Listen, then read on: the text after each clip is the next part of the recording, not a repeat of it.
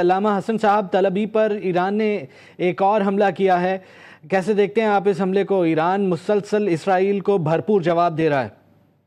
بسم اللہ الرحمن الرحیم۔ دیکھیں ایسا تو نہیں ہو سکتا نا کہ وہ تہران کو مارے، وہ اصفہان پہ مارے اور ایران بیٹھا رہے گا۔ تو کل سے بتا ہی رہا ہے، مسلسل بتا رہا ہے دوسرے دن سے۔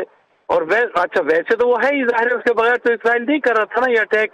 یہ پورا ویسٹ جو ہے اس کے پیچھے کھڑا تھا، فرانس اور یہ سارے جتنے بھی ہیں، برطانیہ وغیرہ، جرمنی، سب اس کے پیچھے کھڑے تھے، فیسیلیٹ کر رہے تھے، اس کو حملے کرنے کے لیے گائیڈنس فراہم کر رہے تھے یہاں سے قریب سے، تاکہ وہ کر سکے۔ اور ایران کے جو میزائل جا رہے تھے ان کو رکاوٹ جو راستے میں تھے، خالی اسرائیل تو نہیں نا، اس سے پہلے سارے یہ ان کے بحری بیڑے جو گھوم رہے ہیں یہ بھی اس کو انٹرسپٹ کر رہے تھے۔ لیکن بہرحال ایران نے کہا تھا کہ وہ کرے گا اور وہ کر کے دکھا رہا ہے۔ تو ہم یہی کہہ سکتے ہیں کہ ابھی ہمیں دیکھنا ہے معاملات کو کہ دیکھیں کہاں تک جاتی ہے بات۔ لیکن یہ طے ہے کہ ایران نے جو کہا ہے، میں جانتا ہوں، میں ظاہر انقلاب کو پہلے دن سے فالو کر رہا ہوں، 79 سے میں ان کی فطرت جانتا ہوں۔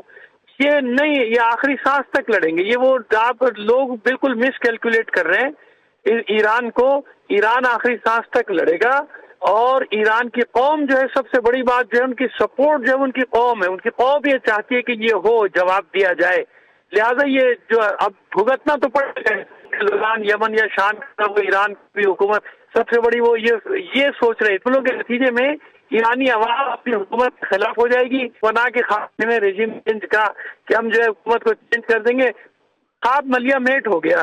وہ ملیا میٹ اس طرح سے ہو گیا کہ آذربائیجان سے لے کے خوزستان تک اور سیستان بلوچستان تک وہ قوم اپنی حکومت کے ساتھ، اپنی سپاہ کے ساتھ کھڑی ہے۔